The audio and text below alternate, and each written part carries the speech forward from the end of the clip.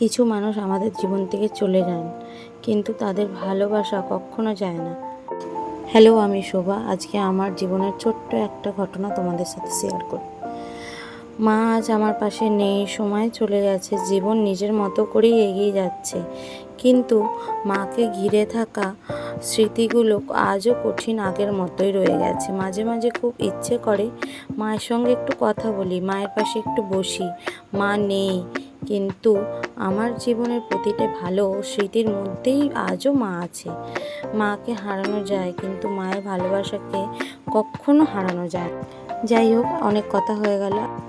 আজকে তাহলে কি কি করলাম বলি। বাসি কাজগুলো সেরে নিয়ে সকাল সকাল রান্নাবান্না সব সেরে নিয়েছি। মাংস আর কাঁকরোল ভাজা করেছি। আর সকালবেলা একটু আমাদের বড় বাজার যাওয়া ছিল, আমি আর আমার বড় বাজার চলে গেছি। কি কি কিনলাম তোমাদের সাথে পরের ভিডিও শেয়ার করবো। টাটা। আজকে